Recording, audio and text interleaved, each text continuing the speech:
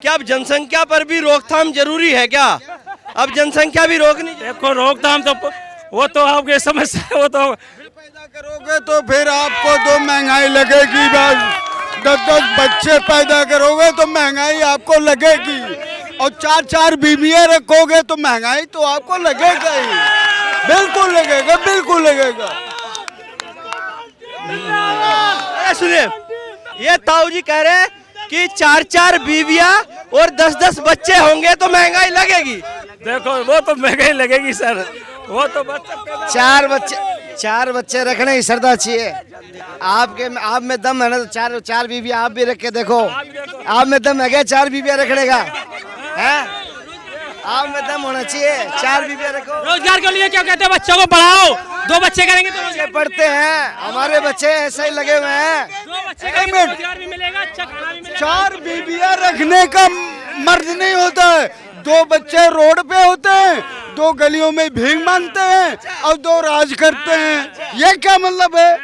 और 2 बीवियां वो थैला उठा के जाती हैं भीख मांगने, और 2 बीवियां मेरी बेगम है। ये क्या मतलब है? ये क्या मतलब है कोई मतलब?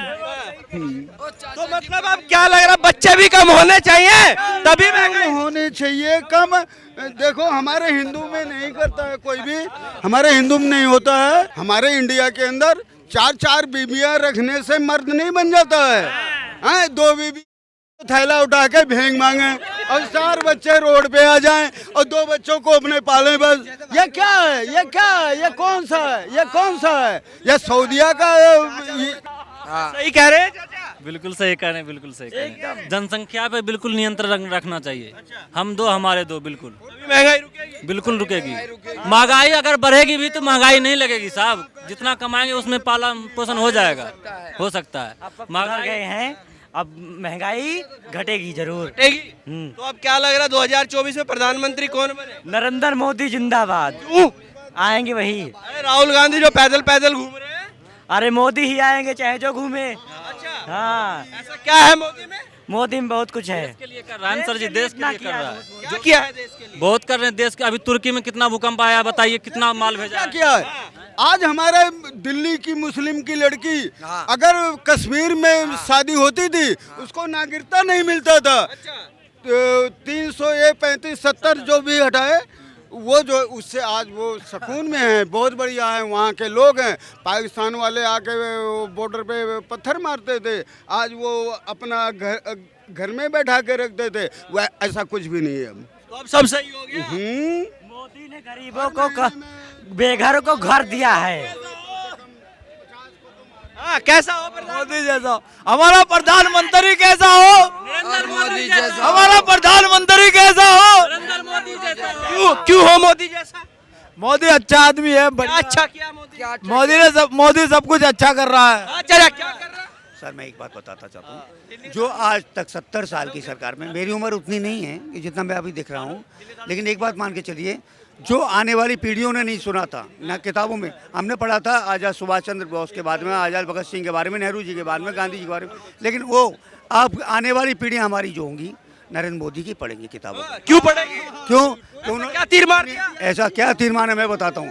धारा 377 नरेंद्र वर्मा को वहाँ से उठा के लाए, पाकिस्तान से बचा के लाए। सुनिए 1 मिनट, इतने काम करें। स्वच्छ भारत अभियान, बेटी बचाओ बेटी ये सारे अभियान, इतने अभियान उन्होंने चला रखे हैं। घर घर शौचालय बने हुए हैं, कॉलोनी में हर चीज़ के तरक्की दी है। क्या और क्या चाहिए? घर अभी तक फ्री में राशन मिल रहा है, घर घर सिलेंडर पहुंचा। क्यों? राम मंदिर बना। ऐसा कोई राजीव गांधी या सोनिया गांधी या राहुल गांधी कर सका था? उनके बाप में भी दम नहीं था, अब पे भी दम नहीं था, उनके में नहीं था। मोदी ने कोई किताब भेजी है क्या? पढ़ के बता देना मैंने ये काम किया। मोदी ने जितना काम किया हर एक पढ़ने की जरूरत नहीं होती, निगाहें कर्म करती हैं, जबान बोल देती है। 70 साल में कांग्रेस ने नहीं करा। 24 के इलेक्शन नजदीक आ रहे हैं, अब बातचीत होने लग गई है, रैलियां होने लग गई है, तो क्या लग रहा प्रधानमंत्री बदलने का समय आ गया है या यही आदमी फिर से चाहिए प्रधानमंत्री? देखो जनता प्रजातंत्र है, जनता जिसको चाहेगी उसको चुनेगी। ठीक है, मेरे अकेले से चुनने से कुछ नहीं होता। क्या नाम बताया आप? मोहम्मद हुसैन। हुसैन साहब वोट तो आपका भी है, जब आप डालने जाएंगे तो आपके चुनने से ही सब कुछ होगा, आपके चुनने से ही प्रधानमंत्री बनेगा। मेरा वोट एक है, घर में 4 होंगे 5 होंगे, मैं दे दूंगा, उससे कुछ नहीं होगा। पूरी जनता को सोचना चाहिए कि अगर प्रधानमंत्री पलटना है तो हमें कुछ कर दिखाना चाहिए। हाँ, ये हुई ना बात। तो प्रधानमंत्री पलटना है, पलटना है, जरूर पलटना है। अच्छा क्यों पलटना है? इतनी महंगाई होगी, 500 रुपये में सिलेंडर आता है, आज 150 रुपये सिलेंडर है, ठीक है। और पेट्रोल के भाव देखो आप, हर चीज़ के भाव देखो आप। क्या नाम हो गया जी? मेरा नाम मोहम्मद फिरोज है। कहाँ के रहने वाले मोहम्मद साहब? मैं बागपत बड़ौद का यूपी का रहने वाला हूँ। अच्छा बताए क्या चल रहा है, सरकार कैसी रही? सरकार देखो, सरकार ठीक रहेगा, धर्म को बीच में से हटा देवे तो गुंडों की राजनीति खत्म करी, जो गुंडागर्दी थी वो खत्म करी यूपी में, ये सच्चाई है। बस धर्म की राजनीति खत्म कर दो, हिंदू मुसलमान सिख ईसाई प्यार मोहब्बत से लेके चलो बीजेपी सरकार, हमें कोई दिक्कत नहीं, चलती रहे। तो क्या बीजेपी राजनीति धर्म की कर रही है क्या? जी मेरी राय में मंदिर मस्जिद की राजनीति ना हो, ना मंदिर की बात हो ना मस्जिद की बात हो, लोग बेरोजगार हो, निवालों की बात हो। धर्म से देश नहीं चलता, देश चलता है रोजगार से, दुनिया चलती रोजगार से, पैसे से।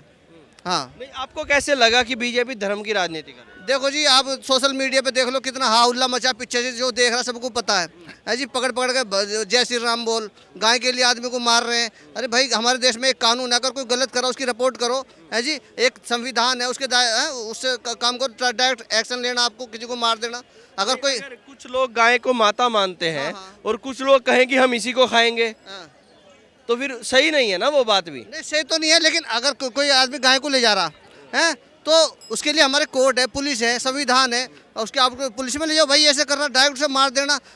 ऐसे भी हमने वीडियो देखे हैं कि जबरदस्ती जय श्री राम बुलवा रहे हैं बंदे से, तो ये भी नहीं कहना चाहिए इंसान को। ऐसी तो वीडियो हैदराबाद से भी आई, जबरदस्ती अल्लाहू अकबर बुलवा रहे हैं एक लड़के से, यूनिवर्सिटी के अंदर पीट रहे हैं उसको। देखो, अगर वो ऐसा कर रहे हैं तो बहुत गलत कर रहे हैं, ऐसा नहीं करना चाहिए। मुसलमान हो चाहे हिंदू हो, गल्फ कंट्री है, सऊदी अरब है, इतने लाखों हिंदू बेचारे हमारे भाई वहाँ काम करते हैं, वहाँ से यहाँ पैसा आता है, किसी एक की भी मिसाल नहीं, किसी पर अल्लाह अकबर कहलवाया हो, है जी। धर्म जनता के मेन मुद्दे है स्वास्थ्य शिक्षा। आपको बता देता हूँ, आपने कहा किसी भी एक भी कंट्री में, पाकिस्तान अकेले की बात कर लें तो वहाँ पर सुनिए, जब पाकिस्तान अलग हुआ तो कितने हिंदू वहाँ पर गए थे, और आज की स्थिति वहाँ पर हिंदुओं की क्या है, आपको पता है इस बारे में? तो कहाँ चले गए हिंदू वहाँ पर? आप बताइए ना, कहाँ? आप बता रहे हैं कि मुस्लिम कंट्री में ऐसा होता नहीं है। नहीं, वो ये उसमें तो नहीं, तो हमसे भी नीचे है, ये तो इंडिया से भी नीचे है, वो तो गरीबी से नहीं निकल पा रहे। दुबई है, सऊदी अरब है, कतर है, कितना अच्छे वहाँ पे एम्प्लॉयमेंट हो रहा है, लोग रोजगार, हमारे यहाँ के लोग वहाँ रोजगार का इंडिया पैसा भेज रहे हैं, तो बहुत बढ़िया चल रहा है। जी मोहम्मद साहब, आपकी बातें बहुत अच्छी हैं, लेकिन आप थोड़ा सा एक तरफा सी बातें करते नजर आ रहे हैं। जैसे आपने श्रद्धा की बात अब तक नहीं की, आपने श्री राम बोलने पर मारने वालों का तो नाम बताया, श्रद्धा के 35 टुकड़े करके फ्रिज में रखा वो आपने नहीं बोला, आपने अल्लाहू अकबर जबरदस्ती बुलवाया वो भी नहीं बोला एक बार भी। तो दोनों साइड की बातें करेंगे और मजा आएगा। देखो मेरी बात सुनो, अगर किसी ने श्रद्धा के टुकड़े करे ना तो उसे देनी चाहिए, चाहे मुसलमान है कोई भी। हम इसका तो पक्ष नहीं लेते, कोई भी गलत करो, किसी भी मजहब को सजा दो उसे, चाहे मुसलमानों ने बहुत गलत करा चाहिए उसे, मैं कह रहा हूँ। किसी भी की बहन बेटी के साथ ऐसा कभी नहीं करे कोई, दहशत बैठ जाए लोग अंदर, मेरी ये राय है। तो अब क्या लग रहा है 2024 में कौन चेहरा रहेगा देश के लिए ठीक ठाक, प्रधानमंत्री कौन बने? देखो जी, मेरी बात ये, चाहे कांग्रेस चुनाव लड़ती है, वहीं केजरीवाल पहुंच जाता है, वोट आपस में बढ़ जाती है, ये दूसरे विपक्ष बढ़ जाते हैं, तो मोदी आएगा 100%, बीजेपी आएगी 100%, बीजेपी आएगी। हाँ, 100% लोग बढ़ जाते हैं। बढ़ जाते हैं जो विपक्ष वाले हैं ना। अब कांग्रेस गुजरात में चुनाव लड़ी, केजरीवाल पहुंच गया, अब वो जो है आपस में वोट बढ़ जाती है, वो हार जाती है। मोहम्मद साहब, आपको पता है बीजेपी को कितने वोट मिले गुजरात में? नहीं, देखो, जब वहाँ का मोदी रहने वाला है और उसको बहुत पसंद करती है वहाँ की जनता, तो वहाँ पे तो आनी है। जो तुम्हारे हिमाचल में हार गई वहाँ की सरकार, हिमाचल में हार गई। तो हिमाचल में भी तो केजरीवाल गया था। हाँ, तो उसे वहाँ मिली नहीं वो वोट, उसे उन्होंने उसको चुना अपने आदमी को, वहाँ के को। तो क्या अब लोगों को बंटना नहीं चाहिए? क्या बीजेपी के खिलाफ लोगों को एक होना चाहिए? मेरी राय में अगर बीजेपी ये हिंदू मुस्लिम का ड्रामा जो छुट भैया मोदी योगी नहीं कह रहे, जो नीचे छुट भैया हैं कि भाई अब तो हमारी सरकार आ गई, हिंदू सम्राट आ गया, अब जो चाहो तुम करो, जो 2% लोग हैं जो देश को भड़काते हैं उन्हें खत्म कर दो और अपना प्यार मोहब्बत से देश को लेकर चलो। योगी मोदी से कोई वो नहीं है, हिंदू मुसलमानों सबको मिलजुल कर देश को आगे बढ़ाओ, हमें कोई दिक्कत नहीं योगी मोदी से, कोई दिक्कत कोई दिक्कत नहीं। अरे कभी आपके साथ किसी ने ऐसा किया क्या? हाँ, मेरे साथ कई दफ़ा हुआ। मैं थोड़ा बताइए कहाँ? अभी मैं हिमाचल में गया हुआ था, तो हमने वहाँ ठेला लगा रखा था, जैकेटें बेच रहे थे, तो एक मैदान के कोने में मस्जिद, वहाँ से दूसरी एक ही मस्जिद थी, मैं वहाँ नमाज पढ़ ली। किसी ने मुझे देख लिया, उनका तो जेल भेजेंगे, तो यहाँ नमाज क्यों पढ़ी? तो वहाँ पर किसकी सरकार है? वहाँ पे उस टाइम बीजेपी की थी। अच्छा, हाँ, तो कहाँ पर पढ़ी नमाज? मैंने ये तुम्हारा वो है पालनपुर, पालनपुर है कांगड़ा जिले में, वहाँ की बात है। उनके जेल भेजेंगे तो यार मैं कहा भाई खुदा का नाम ही तो, मस्जिद दूर थी, हमने फट लगा रखी थी, इतनी सी बात पे कि तो जेल भेजेंगे। मेरे साथ खुद हुआ है। अभी आपने उसकी शिकायत की गई? शिकायत की, वहाँ तो बहुत सारे लोग इकट्ठे हो गए थे, बहुत लोग इकट्ठे हो गए थे वहाँ तो तो। फिर आपने उसकी शिकायत क्यों नहीं की? शिकायत क्यों कहना भाई, देखो लश्कर तुम्हारा है, सरदार तुम्हारा, तुम झूठ को सच लिख दो, अखबार तुम्हारा है। हाँ तो हमारी हार होती वहाँ, मेरे दाढ़ी थी वहाँ, बहुत बुरा ताज्जुब, सिर्फ नमाज पढ़ने मुझे जेल भेजने की बात हो रही थी, और फिर मुझे जुमा पढ़ना जा रहा, वहाँ मास्क के लिए पकड़ रहा, और लोग बगैर मास्क के फिर रहे, मुझे पकड़ लिया कि तुमने मास्क क्यों लगा रखा।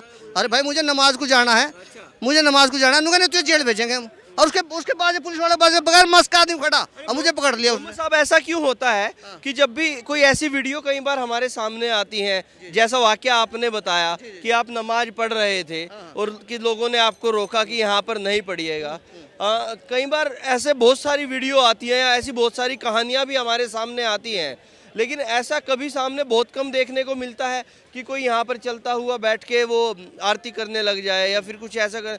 तो क्या मतलब ऐसे चलते रास्ते पर पढ़ना या फिर ऐसे करना कितना सही है? अगर मस्जिद भी 1-1.5 किलोमीटर में मिल ही जाए। 3 किलोमीटर थी, 3 किलोमीटर, और वो रास्ते भी टेढ़ा मेढ़ा, ऐसा कभी ऊपर से वहाँ हिमाचल में सीधा रास्ता नहीं, और मैं सांस कम में सांस चढ़ जाता था, और वो ठिया था लगा, दुकान नहीं थी। फिर बाद में खैर हमने दुकान ले ली, वो दिक्कत खत्म हो गई। हाँ तो वो दिक्कत खत्म हो गई, उसके बाद नहीं छेड़ा? उसके बाद नहीं हुआ ऐसा, उसके बाद नहीं हुआ ऐसा। जी जी।